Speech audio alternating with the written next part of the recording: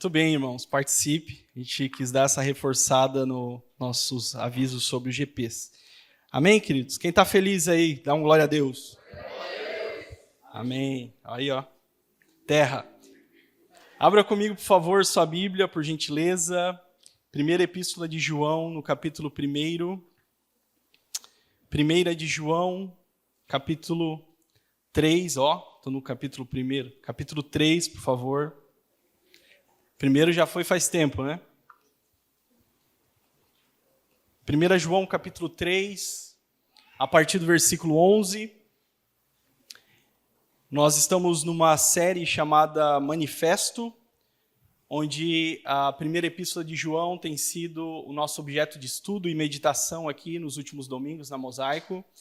E nós estamos trilhando, então, uma jornada expositiva, domingo a domingo, tentando discernir e entender melhor o que o Senhor nos comunica nesse documento tão importante do Novo Testamento. E hoje nós vamos avançar um pouquinho no capítulo 3, onde o autor trabalha um tema central e inegociável da fé cristã, que é o amor. O amor como uma evidência visível na vida daqueles que seguem a Jesus. Vamos ao texto, então, da Palavra de Deus? 1 João, capítulo 3, verso 11 a seguir, diz assim: Porque a mensagem que vocês ouviram desde o princípio é esta, que nos amemos uns aos outros. Não sejamos como Caim, que era do maligno e matou o seu irmão. E por que matou? Porque as suas obras eram más e as do seu irmão eram justas. Irmãos, não se admirem se o mundo odeia vocês. Nós sabemos que já passamos da morte para a vida, porque amamos os irmãos. Quem não ama permanece na morte. Todo aquele que odeia o seu irmão é assassino. E vocês sabem que todo assassino não tem a vida eterna permanente em si.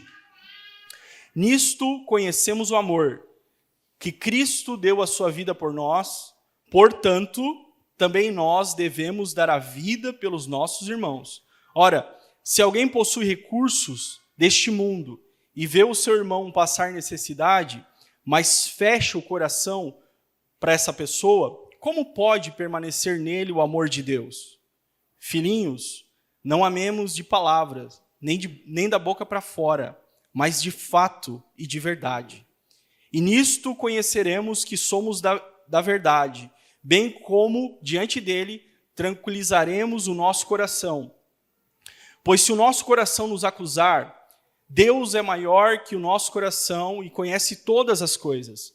Amados, se o coração não nos acusar, temos confiança diante de Deus, e aquilo que pedimos dele, recebemos, porque guardamos os seus mandamentos e fazemos diante dele o que lhe é agradável.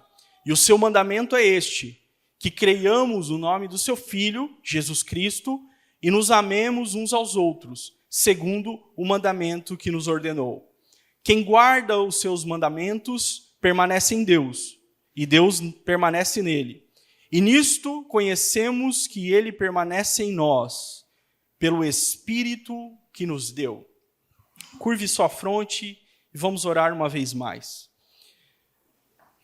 Senhor, nós te damos graças pela tua palavra, ela que é viva e eficaz, ela que é penetrante, Senhor, mais penetrante que uma espada afiada de 2 gumes. Senhor, aqui está o seu povo nessa noite, e nós nos reclinamos para ouvir a sua voz. Que a sua voz possa ecoar nesse lugar, nessa noite, Senhor. Que o Senhor possa me usar, que eu não lhe use, mas que o Senhor me use nessa noite, com autoridade e poder no Espírito. Que a tua palavra possa ser comunicada com fidelidade, Senhor. Não aquilo que eu quero falar, mas aquilo que o Senhor quer comunicar neste lugar, nessa noite, sobre estas vidas. Assim nós oramos e desde já te agradecemos, em nome de Jesus. Amém, amém e amém. Irmãos, o tema da mensagem hoje é o critério mais importante. O critério mais importante. Conta a história, uma tradição bem antiga, que fala sobre o apóstolo João, que já quando ele estava muito idoso, vivendo na cidade de Éfeso, ele estava sem forças para longas ministrações, para longas pregações. Então João ele era levado pelos braços até os irmãos, até a reunião dos santos, né, a igreja que estava na cidade de Éfeso. E sempre quando João tinha a oportunidade da palavra, João sempre falava ou repetia a mesma frase. A frase é a seguinte: filhinhos, amai-vos uns aos outros.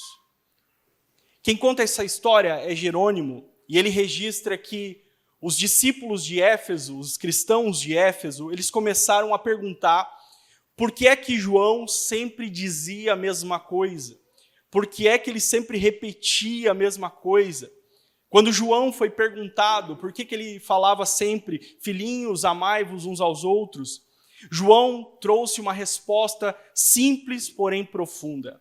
E a resposta de João foi a seguinte: porque este é o mandamento do Senhor, e se apenas isso for feito, é o suficiente. O que João está ensinando com essas repetições que também ocorrem no decorrer da carta, é que às vezes as verdades óbvias de Deus, elas precisam ser repetidas, elas precisam ser reiteradas, para que nós, discípulos, não venhamos a tropeçar naquilo que é óbvio, naquilo que é rudimentar, naquilo que é fundamental. Posto isto, a título de introdução, é importante relembrarmos o motivo que faz João escrever essa epístola. O motivo principal é ajudar a sua comunidade de fé a discernir a verdade diante do erro propagado pelos falsos mestres. Os falsos mestres são estes que têm a aparência de piedade, têm um discurso piedoso, mas eles estavam se infiltrando nas igrejas e ensinando doutrinas estranhas, doutrinas distintas daquelas que foram passadas pelos apóstolos do Senhor e pelo próprio Senhor. Tudo isso estava gerando confusão no meio da igreja. Diante dessa confusão, desse alvoroço, muitos verdadeiros cristãos, eles estavam com dúvidas acerca da salvação por conta da pregação e do ensino dos hereges. Eles estavam se questionando se realmente eles eram salvos. Enquanto que os verdadeiros estavam com dúvidas, os falsos cristãos estavam com falsas certezas. Então perceba a confusão. Os verdadeiros estavam com dúvidas e os falsos estavam com uma falsa certeza. Surge então essa problemática. Como saber, como identificar quem está no caminho certo e quem está no caminho errado? Quem tem a fé verdadeira e quem tem a fé falsa? Por isso João apresenta, meus irmãos, certos critérios ou certos testes que são retomados de maneira cíclica ao longo de toda a epístola. Por isso que ele chega a ser até redundante, ou como eu falei aqui, repetitivo, porque ele quer deixar claro, enfatizado tudo aquilo que ele está alertando para essa comunidade. E à medida que você vai lendo 1 João, você vai percebendo que fica subentendido no texto esses critérios que servem para revelar, ou melhor, para identificar se a fé de fato é uma fé autêntica ou se é uma fé falsa. Quem reconheceu isso primeiramente foi um teólogo, escritor chamado Robert Law. Ele fala dos testes da fé na epístola de João. São 3 testes ou 3 critérios. O critério número 1, critério doutrinário. Por isso que João ele enfatiza: quem não crê que Cristo veio em carne é o anticristo. E ele até reitera dizendo que tem vários anticristos no nosso meio que estão espalhando que Jesus não veio em carne. Então João aqui ele está mencionando, enfatizando o ensino apostólico da encarnação de Jesus. E então o primeiro critério aqui é o critério doutrinário. Segundo João, nós precisamos crer da maneira correta, dentro daquilo que nos foi transmitido pelo Senhor e pelos apóstolos de Cristo. O segundo critério é o critério moral. Ele diz: quem vive no pecado anda nas trevas e não conhece a luz. O critério moral também serve para identificar quem tem a fé verdadeira, pois quem realmente foi transformado pela luz não vive na impiedade, não vive em trevas. E o terceiro critério que vamos trabalhar aqui nessa noite, vai ser o nosso foco, é o critério social. Ou seja, é a maneira como nós nos relacionamos com os irmãos e com o próximo. Então, estes três critérios apontam se de fato nós vivemos uma fé autêntica ou não. Critério doutrinário, o que cremos. Critério moral, como vivemos nesse mundo. E critério social, como nos relacionamos com os nossos semelhantes.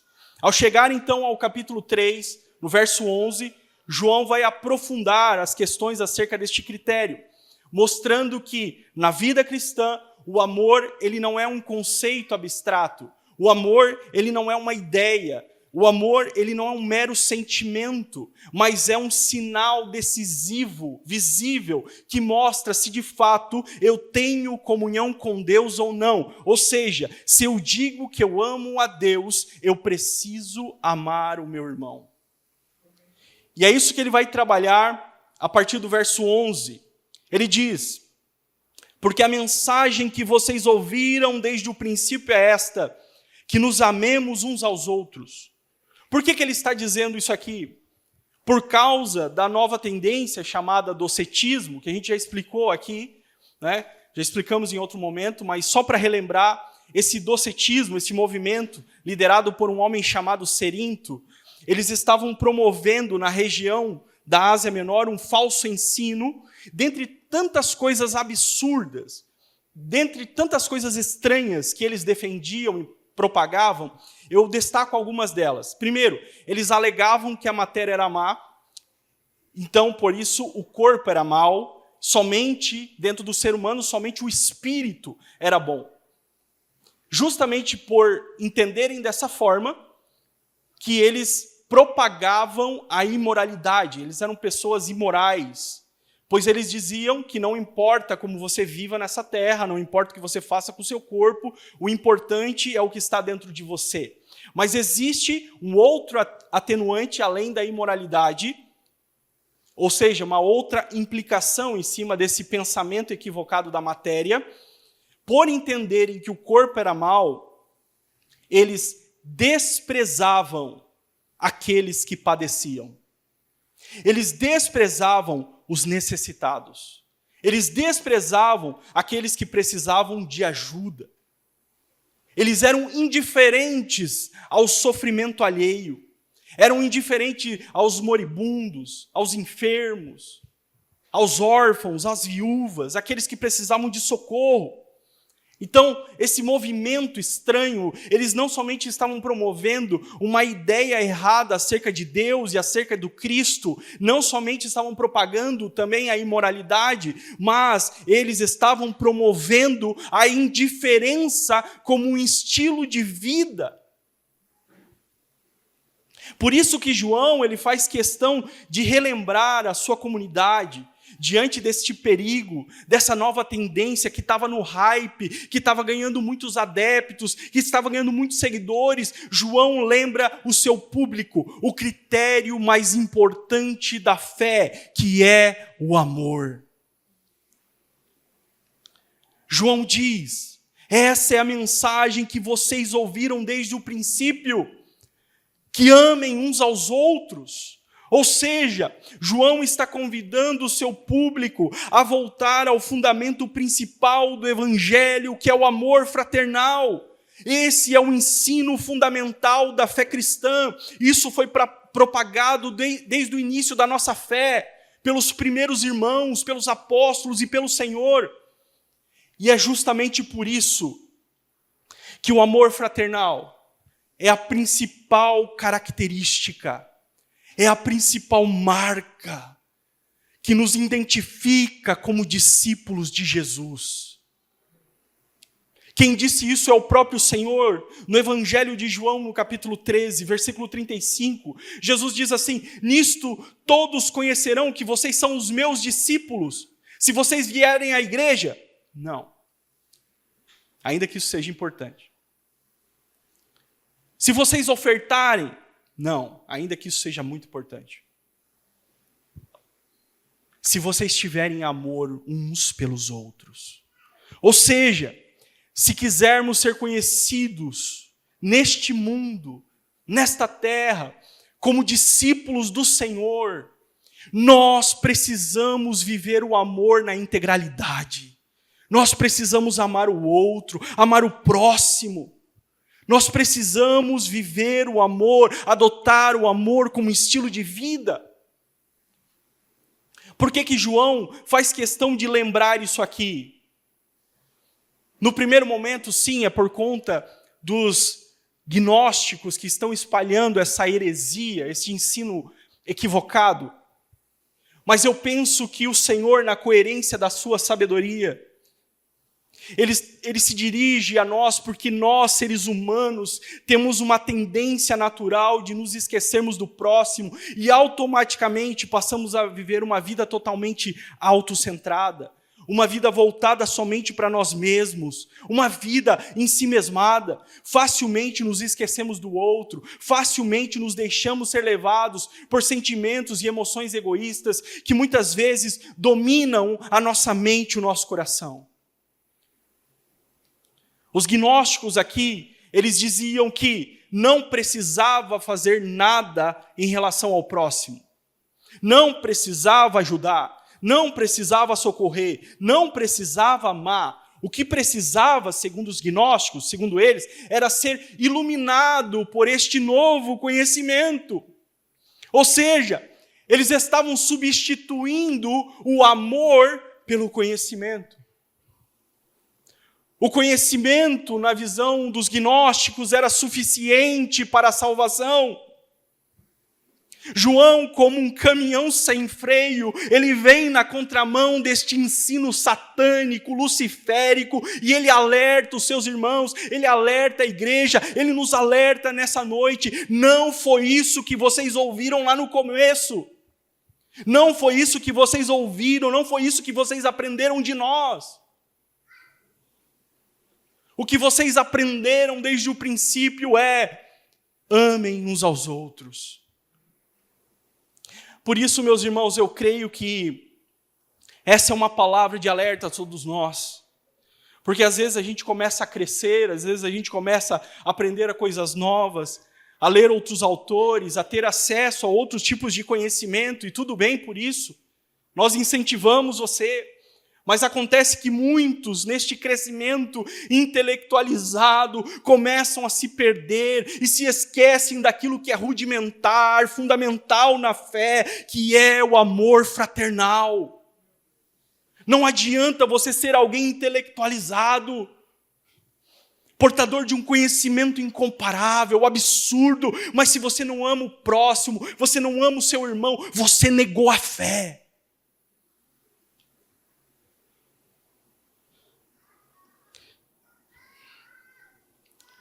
Por isso essa exortação de João vem ao nosso encontro nessa noite. A mensagem que vocês ouviram desde o princípio é: amem uns aos outros. Em outras palavras, essa é a mensagem fundamental, mosaico, que nós precisamos crer e viver.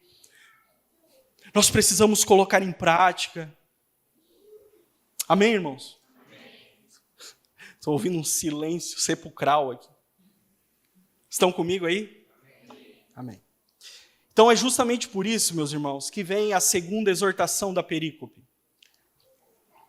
No verso 12, quando ele diz: não sejamos como Caim, que era do maligno, e matou o seu irmão. E por que matou? Porque as suas obras eram más, e as do seu irmão eram justas. Agora João vai evocar uma figura bíblica muito conhecida, que é Caim. Na teologia de João, Caim é esse arquétipo do ódio e do mundo sem Deus. Caim simboliza, dentro daquilo que João está apresentando, Caim é o símbolo destes que são do maligno, destes que não foram regenerados, destes que estão em trevas, destes que vivem no ódio, destes que dizem que amam a Deus, mas não conseguem amar o seu irmão. Ele evoca a figura de Caim justamente por quê? Porque Caim é o primeiro homicida da história da humanidade. Para ser mais preciso, Caim é o primeiro fratricida. Ele foi o primeiro homem que matou o seu irmão. Dentro desse raciocínio que João está apresentando, dentro desse paralelo aqui, a figura de Caim é muito importante. Porque Caim representa o irmão que mata o outro irmão. Por que Caim matou o seu irmão? João responde, porque suas obras eram más e as do seu irmão eram justas. Ou seja, Caim mata o seu irmão por pura inveja. Aqui o texto nos mostra que o pecado social, ele tem origem no pecado capital. Ou seja, o pecado social é apenas um reflexo exterior do pecado que domina o coração do homem sem Deus. O mais assustador, quando olhamos para essa narrativa de Gênesis, dentro desse paralelo que João está apresentando, eu penso que isso deve nos fazer pensar, deve nos fazer refletir, é o fato de que o primeiro homicídio da história da humanidade aconteceu depois de um culto. Aconteceu pós-culto. A Bíblia diz que Caim era agricultor, ele trouxe do fruto da terra como uma oferta ao Senhor, e Abel, por sua vez, ele era um pastor de ovelhas, e a Bíblia diz que ele trouxe das primícias do seu rebanho. Ao findar deste culto que ambos apresentaram a Deus, a Bíblia diz que o Senhor se agradou de Abel e da sua oferta, e não se agradou de Caim e da sua oferta.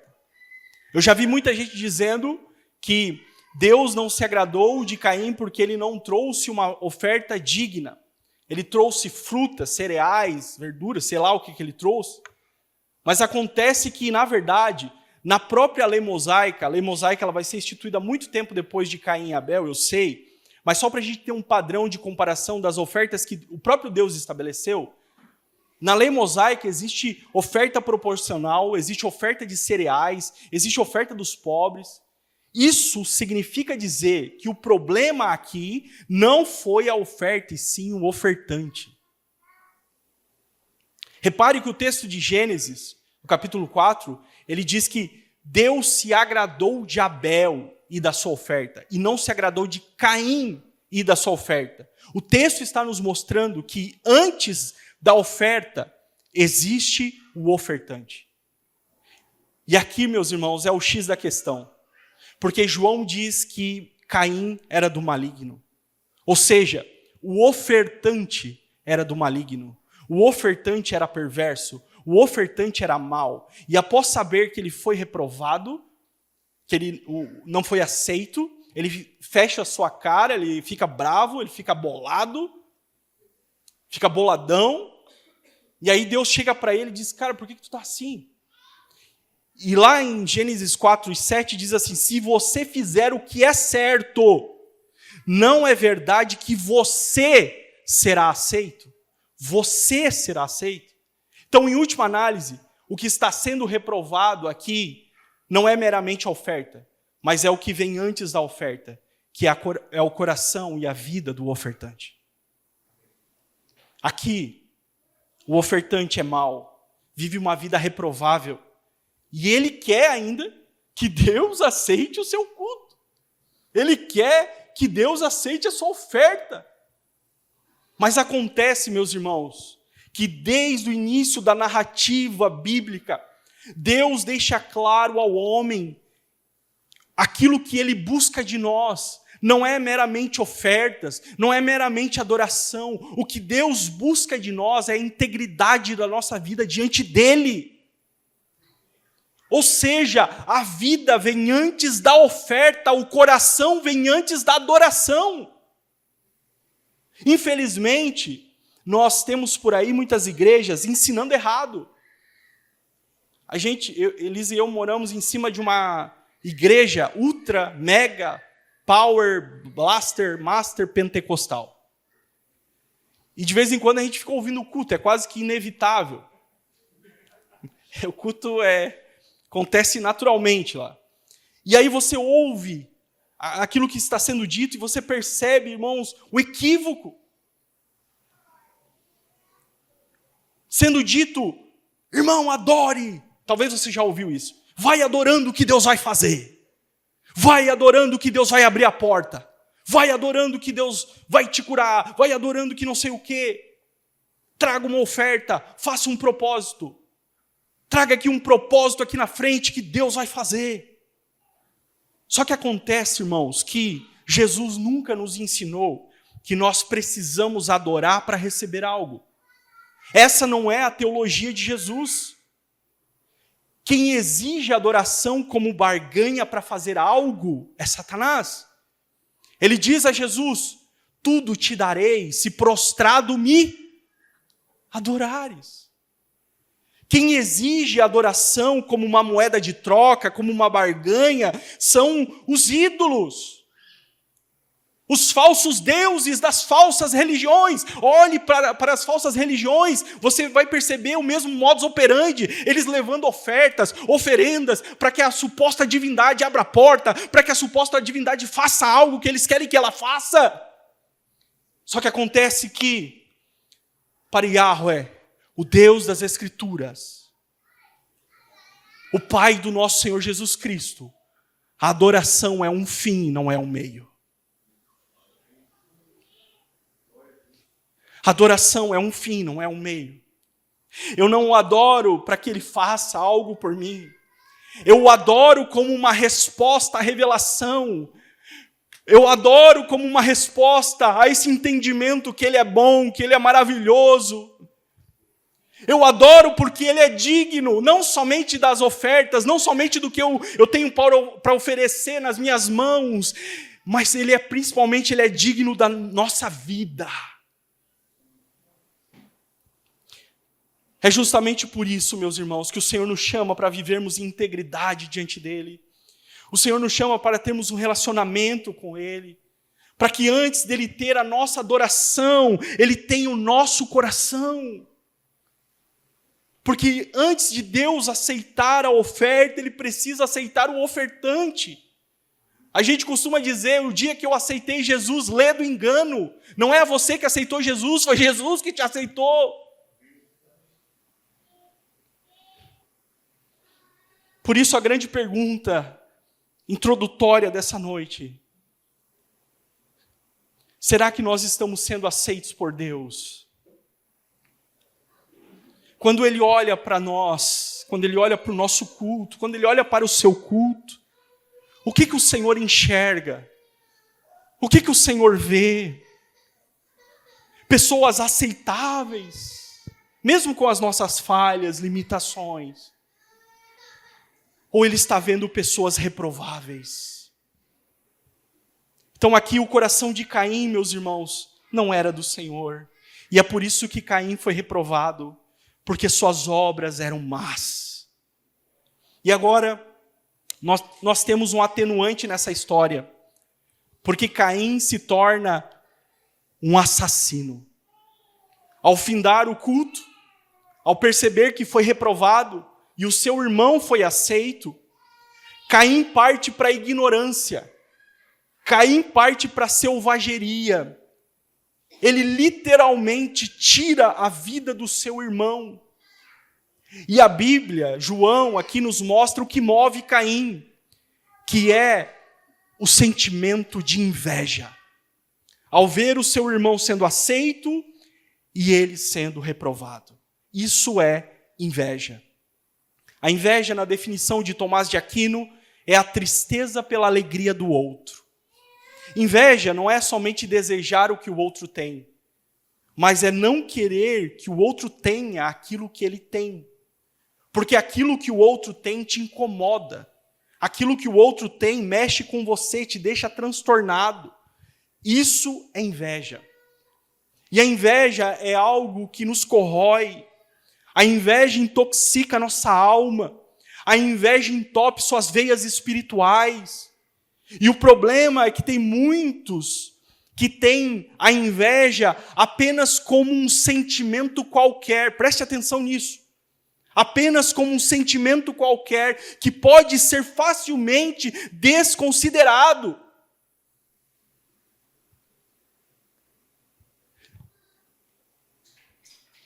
Desconsiderado esse sentimento tão nocivo. E ao desconsiderarmos, isso não é tratado por nós com seriedade. Quer ver uma coisa? Quando a gente está em oração, e aí a gente vai orar por alguém, e aí chega alguém, aí tu pergunta, precisa de oração, irmão? O irmão diz assim, ora por mim que eu estou ansioso, irmão. Essa semana foi muito difícil. Aí tu vai lá, ora pelo irmão. Aí vem outro e diz, irmão, ora por mim, porque essa semana eu acessei coisas que eu não devia olhar, eu não devia ver, e eu acessei, ora por mim. Aí tu vai lá e ora pelo irmão. Irmão, ora por mim, porque essa semana foi uma semana que eu me irei. Eu fiquei com raiva, eu fiquei com fúria lá em casa. Dificilmente alguém chegará e dirá, irmão, ora por mim, porque eu estou me corroendo de inveja. Geralmente, nós encobrimos ou tratamos como algo normal este mal que é tão nocivo. A inveja, além de tudo, ela faz com que nós não sejamos humildes em reconhecer o outro, a bênção sobre a casa do outro, sobre a família do outro, sobre a capacidade do outro. Eu não sei se você já teve a oportunidade de conversar com alguém invejoso. É terrível. Você diz assim, você viu fulano comprou um carro novo, que bênção, né? Também filhinho de papai. Você viu a fulana, ela foi promovida na empresa, que bênção. Puxa saco do chefe. Você viu fulano pregou pela primeira vez na igreja, foi uma bênção. Foi. Mas eu achei que ele estava meio nervoso, assim, ficou meio perdido e tal. Não estou falando de tu, tá, João? Irmãos, isso é de uma pequenez. Como pecadores, nós estamos sujeitos a estes sentimentos. Porque o pecado, sim, ele trouxe essa desestruturação. O pecado mudou o algoritmo dentro de nós.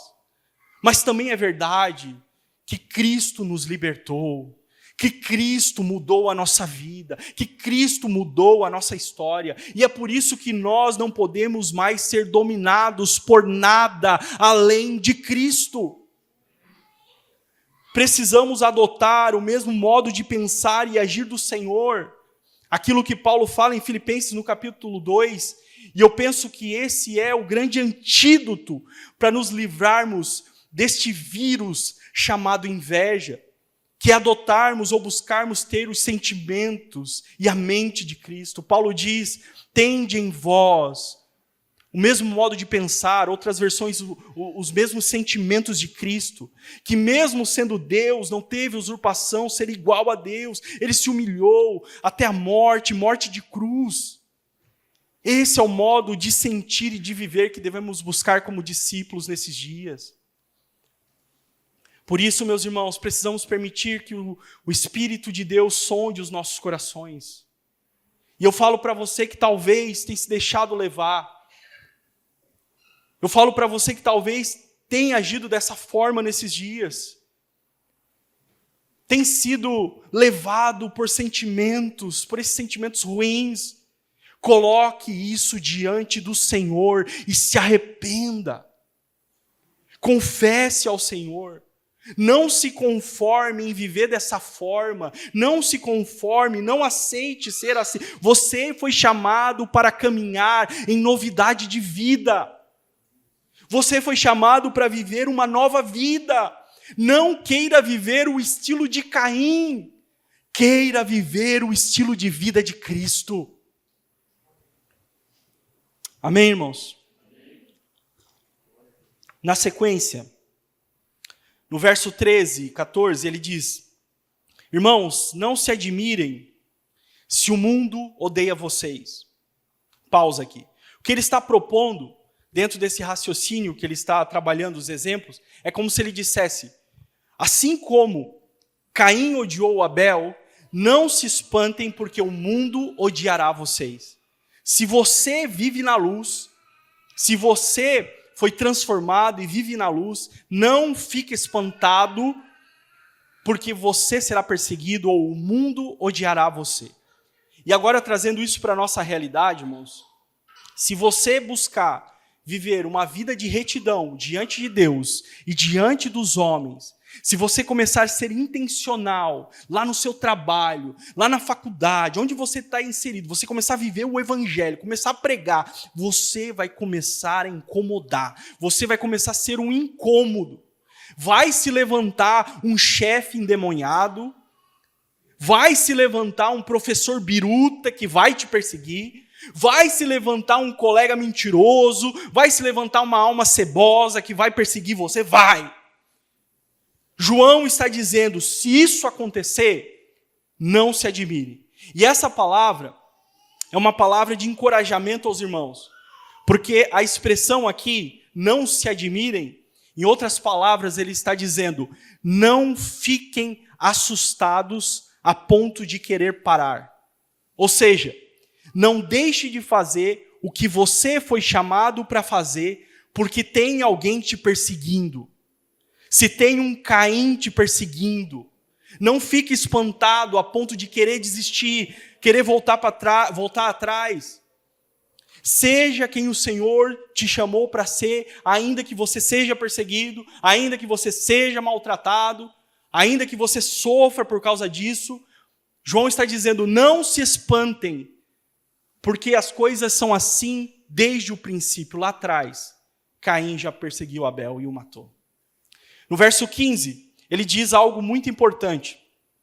Todo aquele que odeia o seu irmão é assassino. Vocês sabem que todo assassino não tem vida eterna permanente em si. Esse versículo aqui, irmãos, eu não sei, mas para mim ele é muito forte. João está reverberando o discurso de Jesus no Sermão do Monte. O Sermão do Monte, Jesus deixa claro que a intenção do coração já configura pecado. Jesus diz, lembra do que foi dito? Eu, porém, vos digo. Então, se alguém desejar no seu coração, seja questões de adultério ou assassinato, se alguém desejar no seu coração, já pecou. Por isso, o texto diz que se odiamos o irmão, nós somos assassinos. Tanto aqui como no Sermão do Monte, a palavra nos ensina que Deus não julga apenas o que fazemos, mas o que estamos nos tornando por dentro. Porque diante dele, o pecado não começa no gesto. O pecado não começa com a ação propriamente dita. O pecado começa no desejo e na cobiça que está sendo alimentada no coração. Por isso, irmãos, esse é um alerta a todos nós. Não alimente o seu coração com ódio. Não alimente o seu coração com rancor. Não alimente o seu coração com inveja. Porque isso vai destruir você. Isso está destruindo você. Isso está fazendo você não crescer espiritualmente na jornada da fé. Talvez você seja alguém do bem, alguém que paga seus impostos, alguém ético, moral, alguém que ora, alguém que vem à igreja, não vive na promiscuidade, não mente, lê a Bíblia. Mas talvez você seja alguém que silenciosamente alimenta sentimentos e ressentimentos e mágoas no seu coração. E o problema é que talvez isso que você veja como algo normal, ou traços da sua personalidade difícil, algo que você está chamando de normal, Deus está chamando de pecado. Deus está chamando de assassinato. Por isso, não podemos ignorar esses sentimentos. João é contundente. Quem odeia o seu irmão é assassino. Quem odeia o seu irmão é como Caim. É como essa pessoa que ainda não foi regenerada, que ainda não foi transformada, que ainda vive em trevas. Eu não sei você, mas para mim, irmão, isso é muito forte. Talvez essa seja uma das palavras mais fortes da Bíblia. Quem odeia o seu irmão é um assassino. Isso deve nos fazer tremer diante de Deus. Isso mostra o quanto é sério vivermos em comunidade, vivermos as nossas relações interpessoais. Por isso, se existe alguma diferença entre nós, precisamos buscar tratar isso, precisamos buscar perdoar, e não podemos nutrir dentro de nós esses sentimentos nocivos e corrosivos que nos reprovam aos olhos de Deus.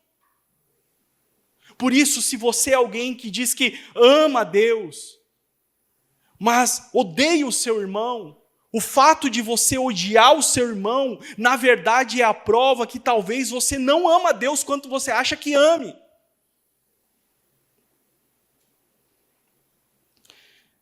Na sequência, se no primeiro momento João usou como um paradigma de malignidade a figura de Caim, que movido por ódio e inveja matou o seu irmão, agora ele nos apresenta um paradigma contrário, de alguém que deu a vida pelos seus irmãos. Alguém que morreu pelos seus irmãos. E este alguém é Cristo. Ele diz, nisto conhecemos o amor, ou seja, o amor verdadeiro é esse aqui, João está dizendo. É esse aqui que eu vou falar agora. Que Cristo deu a vida por nós, portanto, também nós devemos dar a vida pelos nossos irmãos. Então, dar a vida pelos nossos irmãos, aqui dentro do nosso contexto, trazendo para a nossa realidade, não é dar a vida num sentido redentivo, Jesus já fez isso. Mas é estar disposto a perdoar, a amar, a compartilhar, a ajudar se for necessário. Isso é ser igreja. O que é igreja? Igreja é a comunidade universal de pessoas que foram perdoadas, que foram redimidas e que agora não vivem mais para si, mas vivem em prol do outro. Isso é igreja. Interessante que o autor agora ele nos apresenta o padrão mais elevado do amor. Preste atenção nisso. Existem pelo menos 4 palavras no Novo Testamento que são traduzidas por amor. E agora eu pego uma carona com C.S. Lewis, no livro 4 Amores. São 4 palavras traduzidas por amor. Primeira palavra é filéu, que é o amor da amizade, o amor entre amigos. Aí a segunda palavra é eros, o amor romântico, o amor entre homem e mulher. O terceiro amor é storge, que é o amor familiar. O C.S. Lewis comenta que estes são amores naturais. E que estes amores naturais, eles não são suficientes em si mesmo. O quarto amor, portanto, é o ágape. É o amor sacrificial. É o amor divino. É o amor doador. É o amor mais elevado. É o amor que purifica os amores naturais. Em que sentido? O ágape purifica os outros amores porque ele remove o ego do centro e ele coloca o bem do outro no lugar. Por isso o ágape é o amor de Deus, é o amor que Deus tem por nós. E esse amor, ele foi comprovado através do fato de que Jesus se entregou por nós. Esse é o padrão mais elevado de amor. Não existe amor maior que esse. O texto está dizendo que agora, nós como discípulos, precisamos estar dispostos a replicar este comportamento para com os nossos irmãos. Então, o que João está apresentando aqui é o caminho do discipulado. O discipulado é isso, é você seguir as pisaduras de Jesus, é imitar, é replicar o estilo de vida de Jesus. O que precisa ficar muito claro na nossa mente, quando falamos disso, é que o Senhor Jesus não foi alguém que só falou de amor. Jesus não só pregou sobre amor. Muitas religiões reconhecem Jesus como o grande mestre do amor, da paz e do amor às vezes, né? Mas principalmente sobre o amor. Mas o fato é que o Senhor não somente falou sobre amor, o Senhor não somente pregou sobre amor. O mais importante, ele viveu o amor na essência, na integralidade. Ele viveu uma vida exemplar, onde o amor foi demonstrado de forma prática. Preste atenção, se Caim é este que mata o seu irmão, Jesus é este que dá a vida pelos seus irmãos. Ele morreu por um bando de pecadores como nós. Pessoas que não mereciam a salvação. Por um monte de gente ruim, gente estragada.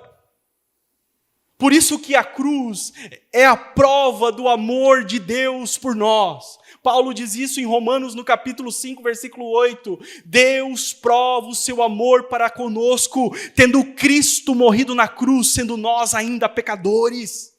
Ou seja, nós não tínhamos nada, nós não merecíamos nada, nós éramos inimigos de Deus, inimigos da cruz, mas mesmo assim, diante de tantas ofensas que nós proferíamos contra Ele, Ele escolheu a cruz. Ele foi até o fim, provando que realmente o amor de Deus é algo imensurável, incalculável, é algo extraordinário dentro dos padrões humanos. É isso que João está dizendo. Repliquem o que Jesus fez por nós. Façam aquilo que Jesus fez. E agora a grande questão. Você pode dizer assim, mas Kleber, como eu vou amar o ciclano que me maltratou? Como eu vou amar, como eu disse, aquela alma cebosa, que me persegue, que me calunia? Talvez venha na sua mente um parente abençoado, que já falou de você. Aí você pergunta, como que eu vou amar essa pessoa? Como eu vou viver esse amor aqui? Como eu vou viver esse padrão que João está dizendo? Eu digo para você que eu lhe entendo muito bem, porque eu sou pecador. E eu vou além. Cristo entende você também. Mas quando eu digo que Cristo te entende, eu não estou dizendo que Ele concorda com a forma com que você reage. Quando eu digo que Ele te entende, eu estou dizendo que Ele sabe o que é passar aquilo que você talvez já passou. Aquilo que você talvez já enfrentou. Ele sabe. Ele já foi traído, ele foi caluniado, ele foi xingado, ele foi abandonado. No momento que ele mais precisou de alguém, ele não tinha, os amigos foram embora. Sabe o que é isso? Precisar de alguém para orar e não ter? Tu não tem um amigo para chorar? Então, Jesus sabe. Jesus sabe muito bem o que é isso. Ele sofreu tudo isso. Foi xingado, achincalhado na cruz. Talvez um dos episódios mais emblemáticos que vão ilustrar o que eu estou falando aqui é o fato de que Jesus foi crucificado no meio de dois malfeitores. Dois malfeitores que o insultavam. Dois malfeitores que o insultavam, que estavam xingando ele. A tradição acabou chamando um dos ladrões de o bom ladrão. E aí no imaginário coletivo religioso, parece que esse bom ladrão, ele não fez nada. Ele só se arrependeu. Mas quando você olha as Escrituras, você lê a Bíblia, você percebe que não é bem assim. O ladrão que se arrependeu estava xingando Jesus na cruz, momentos antes de morrer. Mateus 27, 44. Até os malfeitores que foram crucificados junto com ele, o insultavam. Marcos 15, 32. E até os que haviam sido crucificados com ele o ultrajavam. Imagina comigo agora, você passando pela maior dor da sua vida. Dores inimagináveis. Você num momento de esgotamento mental, físico, emocional, espiritual, e de repente alguém perto de você começa a te insultar. Começa a falar de você. Falar de quem você é, zombar da sua cara. Como você se sentiria? Interessante que o Evangelho de Lucas, no capítulo 23, nos relata a segunda parte desse acontecimento. E graças a Deus existe a segunda parte, porque na segunda parte, o ladrão se arrepende. Em determinado momento, imagino eu, que aquele ladrão começa a olhar para aquele homem todo machucado, todo ferido, com uma coroa de espinhos que fora colocada por homens que zombavam dele, uma placa que foi feita para ridicularizá-lo, que estava escrito que ele era o rei dos judeus. Este malfeitor, ele começa a olhar aquele homem e ele começa a enxergar a nobreza de Jesus. A nobreza de alguém que não retribuía o mal com o mal. A nobreza de alguém que não estava amaldiçoando ninguém.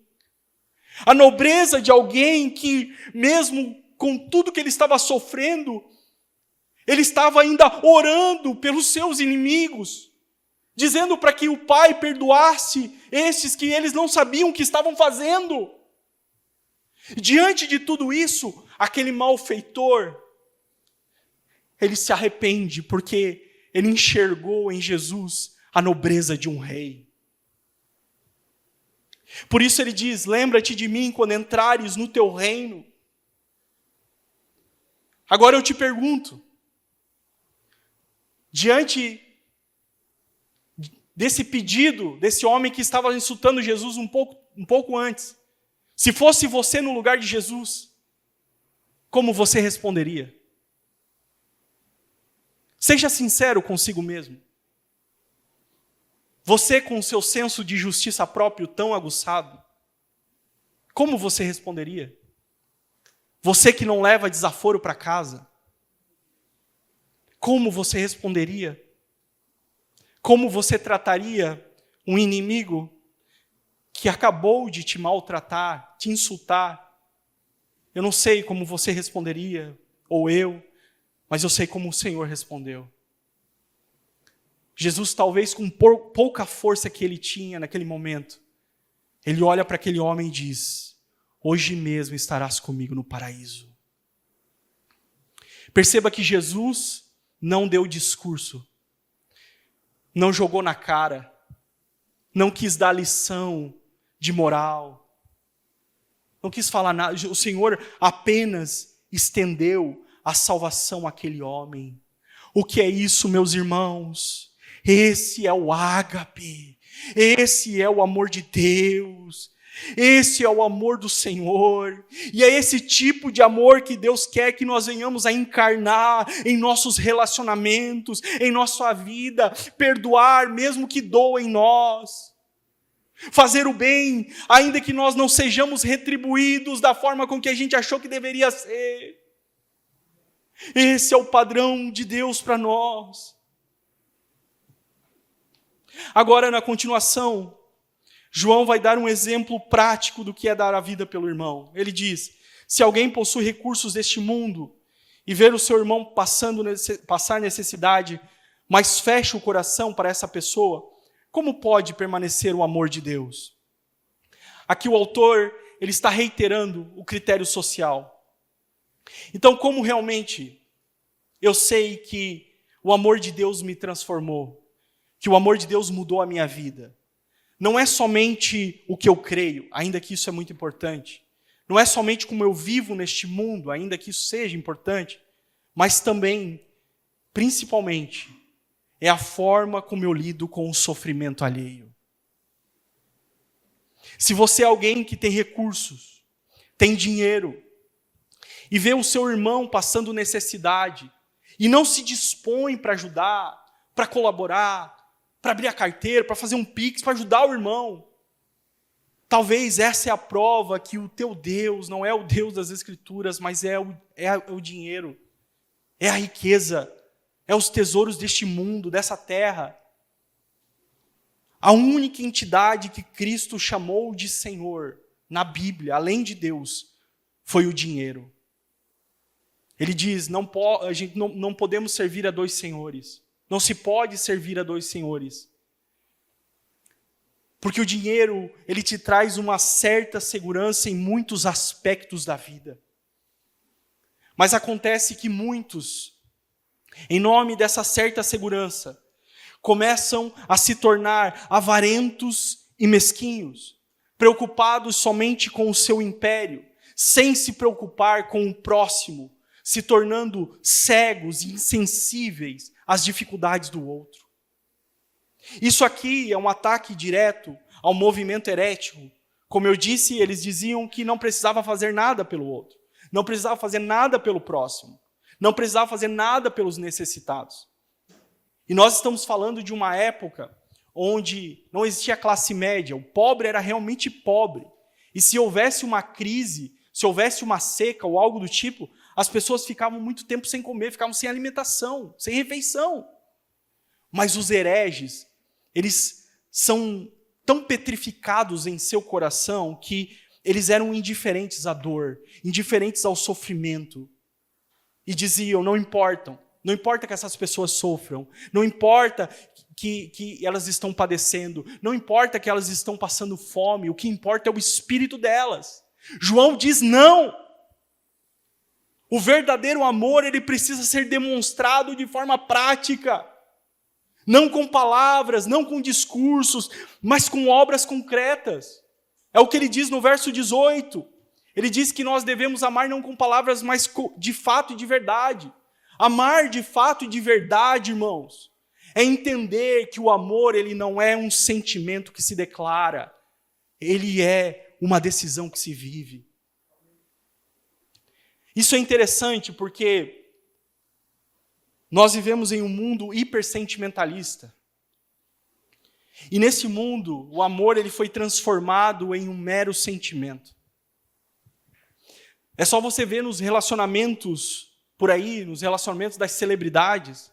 Eu estou sem Instagram ultimamente, nos últimos dias, mas quando eu estava com o Instagram, eu tenho a impressão que o algoritmo do Instagram me odeia. Porque ele me mostra algumas coisas, assim, nada a ver, assim. E eu, às vezes, por curiosidade ou por burrice mesmo, acabo acessando para ver. Aí tu vai lá ver, fulano se separou da fulana. E aí você vai ver o porquê que o fulaninho se separou da fulana, ou porquê que ela se separou dele. E a resposta é meio que clichê. Não havia mais sentimentos, não havia mais amor. Eu não sentia mais nada. Ou seja, para o mundo, o amor é um sentimento qualquer. Mas acontece, meus irmãos, é que na Bíblia Sagrada, o amor não é sentimento. Na Bíblia, o amor é uma iniciativa, é uma decisão, é uma escolha. C.S. Lewis, nos 4 Amores, ele diz, o amor não é o estado afetuoso, é um ato contínuo da vontade. Ele define o ágape como uma decisão constante, uma iniciativa constante, uma ação constante em prol do outro. Justamente porque o amor de Deus não se resumiu em meras palavras. O amor de Deus não ficou no campo das palavras. Imagina Deus lá no seu alto e sublime trono, olhando o mundo pegando fogo e ele dizendo, ó, como eu amo os meus filhos. Ó, como eu amo eles. O amor de Deus, ele foi comprovado quando o próprio Deus envia o seu Filho. E o Filho, para salvar os seus irmãos, ele morreu em uma cruz. Por isso, o amor para Deus, ele não é sentimento, ele é iniciativa. E essa iniciativa que Deus requer de nós em relação ao outro. Para a gente caminhar para o final. Agora, João ele vai falar dos benefícios de você cumprir esse critério. Ou seja, os benefícios de você ser alguém que ama de verdade. Ele diz no verso 19, nisto conheceremos que somos da verdade, bem como diante dele tranquilizaremos o nosso coração. O que ele está dizendo aqui, se você vive essa realidade de amar o irmão, de ser alguém que perdoa, de alguém que ajuda, alguém que socorre, alguém que consola, alguém que encoraja, você tem um coração tranquilo, você tem a consciência tranquila. E ele diz assim, mas se o nosso coração nos acusar, Deus é maior que o nosso coração e ele conhece todas as coisas. E aqui a interpretação mais plausível para este versículo é o seguinte, se o teu coração te acusa, se a tua consciência te acusa acerca dessas coisas, sobre o amor ao próximo, sobre as questões que ele pontuou de ódio, inveja para com o próximo, imagina Deus. Se a tua consciência te acusa, imagina Deus, que é maior que a nossa consciência e que conhece tudo. Então, se existe um peso no seu coração, se existe um peso na sua consciência, o caminho nessa noite, meus irmãos, é o arrependimento diante de Deus. E não somente o arrependimento, mas pedimos ao Senhor que o Senhor nos dê um coração igual ao dele.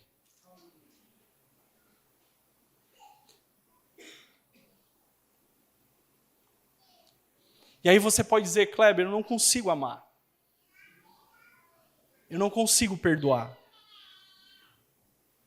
Eu não consigo, meu coração ele é duro demais. Meu coração ele se fecha, eu não consigo. Se você entende isso e se você sabe disso, é um bom começo. Você saber disso é um bom começo. Mas peça ao Senhor que mude o seu coração. Peça ao Senhor com fé que Ele transforme o seu coração. Nós temos aqui na Bíblia um precedente muito maravilhoso, que é do rei Davi. O Salmo 51, Davi diz assim: cria em mim, ó Deus, um coração puro. A palavra que Davi usa aqui, criar, é a mesma que aparece em Gênesis. É o mesmo verbo, é bará, criar do nada. É o mesmo verbo que foi usado lá em Gênesis. Criar a partir do nada. Deus criou todas as coisas a partir do nada. Davi, em sua oração, ele está dizendo: Deus, eu não quero mais esse coração, eu quero um novo. Transforma o meu coração, me dá um outro coração. Me dá um novo coração, me dá uma nova disposição. Sabe o que é maravilhoso? Davi é este homem que era um assassino, lembra? Ele manda matar um homem, ele adultera. Mas ele se arrepende de verdade, e ele clama a Deus: Deus, cria em mim um coração puro. E lá na frente nós vemos Davi sendo chamado de o homem segundo o coração de Deus. Deus é este que é totalmente poderoso para transformar os nossos corações. Diga nessa noite ao Senhor: Senhor, me dá um coração disponível para amar. Transforma as minhas afeições. Muda-me, Senhor, muda o meu coração. Muda a minha vida. Me dê um coração disponível para perdoar. Você talvez não consegue liberar perdão. Você é carregado por raiz de amargura dentro de você. Peça ao Senhor para arrancar cada raiz de amargura que existe em você. Para concluir, nós já vamos orar. O apóstolo diz: amados, se o coração não nos acusar, nós temos confiança diante de Deus. E aquilo que pedimos dele, recebemos. Porque guardamos os seus mandamentos. E fazemos diante dele o que lhe é agradável. E o seu mandamento é este: que creiamos no nome do seu Filho, Jesus Cristo. E nos amemos uns aos outros, segundo o mandamento que nos ordenou. Quem guarda os seus mandamentos permanece em Deus, e Deus permanece nele. E nisso conhecemos que ele permanece em nós, pelo Espírito que nos deu.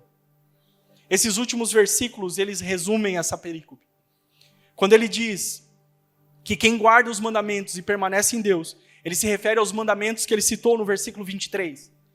Crer em Jesus, amar o Senhor e amar o próximo.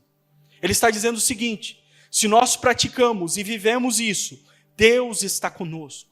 E a prova que Ele está conosco é o Espírito que está dentro de nós. Por isso, o que comprova que nós temos o Espírito não é o quanto nós falamos em línguas, ou o quanto nós profetizamos. Tudo isso é importante, eu não estou desconsiderando. Mas o que comprova que nós somos cheios do Espírito é se de fato nós estamos buscando viver os mandamentos de Deus. De fato e de verdade. É isso que comprova se nós temos o Espírito. Se o Senhor permanece em nós. Eu finalizo essa pregação nessa noite e nós vamos orar com 3 aplicações práticas. Por favor, redobre sua atenção agora. Em nome de Jesus. 3 aplicações práticas. Não normalize o que Deus chama de morte. João não usa eufemismos. João não suaviza o texto. Odiar é permanecer na morte. Por isso, pare de tratar o ódio, a inveja, a amargura como algo pequeno, porque não é. Pare de normalizar sentimentos pecaminosos. Pare de tratar como algo normal ou como parte da sua personalidade difícil. Pare. Porque Deus está chamando isso de pecado.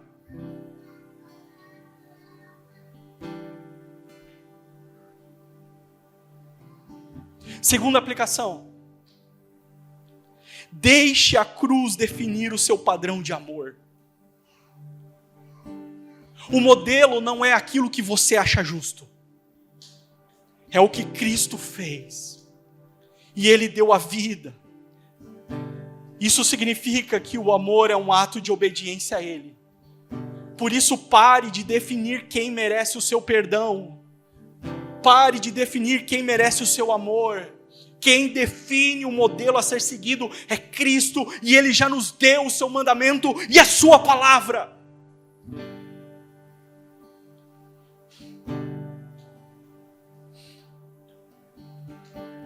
A terceira aplicação nessa noite. Seja prático. Seja prático. Não espere um sentimento. Não espere uma revelação maior para fazer algo por alguém. Ou por alguém que precisa de ajuda. Não espere. Não espere.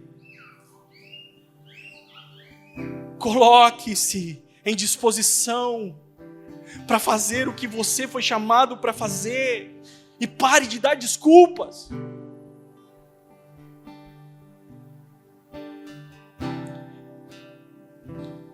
Eu sinto unção neste lugar, nessa noite, irmãos, sobre essa palavra. Eu sei que é uma palavra dura sobre nós. Todos nós precisamos ouvir. Mas eu sinto graça de Deus aqui nessa noite. E eu não quero falar isso para te emocionar. Eu não quero falar isso, sabe, para me emocionar você de alguma forma. Não. Eu quero nessa noite dizer que o Senhor está aqui, Ele quer sarar corações rancorosos, corações que não conseguem mais amar o irmão, pessoas que talvez estão afundadas em mágoas, acorrentadas por mágoas do passado, por sentimentos ruins, que vivem assaltando a sua mente, assaltando o seu coração, que impedem o seu crescimento em Deus. Nessa noite o Senhor quer liberar cura sobre a sua vida. Eu quero convidar você a ficar de pé nessa noite.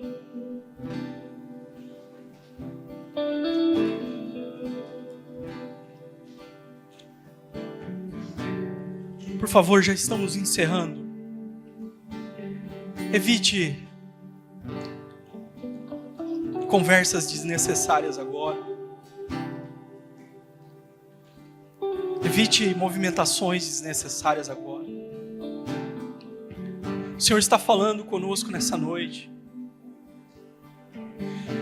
O Senhor está ministrando sobre nós nessa noite. O Senhor está ministrando sobre a sua vida nessa noite. Porque o Senhor não chamou para você ser alguém reprovável. O Senhor te chamou nessa terra e Ele tem um propósito sobre a sua vida, sobre a sua casa, sobre a sua família. Mas talvez as mágoas, o ódio, os ressentimentos estão te corroendo por dentro, estão drenando as suas forças.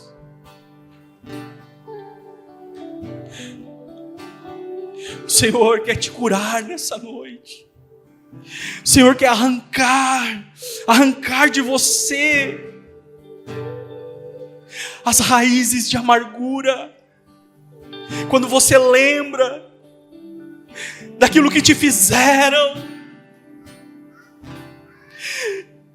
de como agiram com você,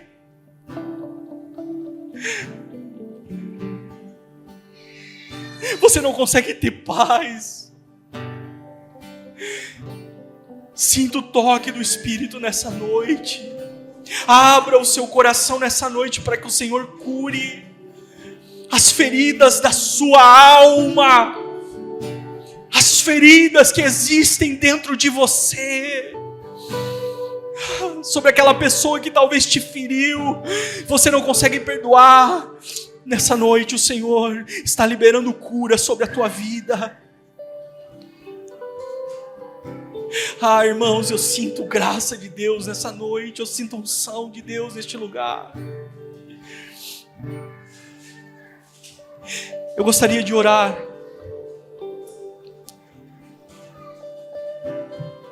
Ore comigo. Senhor, nós te louvamos pela tua palavra, Senhor.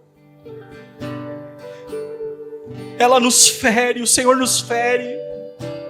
O Senhor nos fere nessa noite. Mas quando o Senhor nos fere é porque o Senhor quer cauterizar cicatrizes antigas, feridas e marcas antigas. O Senhor quer promover cura. Por isso nessa noite, Senhor, diante de tudo que foi falado, diante de tudo que foi ministrado aqui nesse lugar, se tem alguém, Senhor, que não consegue perdoar, que não consegue amar, que não consegue viver, Senhor, a plenitude do chamado, a plenitude das bênçãos do Senhor, das promessas do Senhor, que nessa noite o teu filho ou a tua filha possam ser curados na alma. Espírito de súplica, Espírito de súplica e oração, recaia sobre nós nessa noite. Venha sobre nós o dom das lágrimas. Venha sobre nós, Espírito. Senhor, nós nos arrependemos, Senhor. Nos arrependemos da nossa falta de amor. De todas as vezes, Senhor, que fomos insensíveis, que fomos preocupados apenas com as nossas necessidades, as nossas atribuições. Jesus, leva-nos, Senhor, nessa noite, para este lugar, Jesus, de compreensão, que precisamos amar e perdoar, que precisamos amar como o Senhor amou e viver como o Senhor viveu. Senhor, nos perdoa a nossa inconstância, a nossa frieza, a nossa dificuldade de amar. Perdoa-nos, Senhor, se nós amamos somente de palavras e não com a vida. Perdoa-nos, Senhor, se nós focamos mais em nossos empreendimentos, em nossos negócios dessa terra, nos tesouros dessa terra, do que acumular tesouros no céu. Perdoa-nos, Senhor. Que haja arrependimentos sinceros nesse lugar. Que haja cura, Senhor. Que haja restauração sobre os corações nessa noite. Nós cremos no poder da Tua palavra. Nós cremos que ela é viva e eficaz. Nós cremos que o Senhor nos ama. Em nome de Jesus oramos. E eu te convido nesse instante a adorar ao Senhor. Aleluia. Adore ao Senhor, irmão. Aleluia. Abra o seu coração a Jesus nessa noite. Sim, Senhor, nós te adoramos. Vamos adorar a Jesus.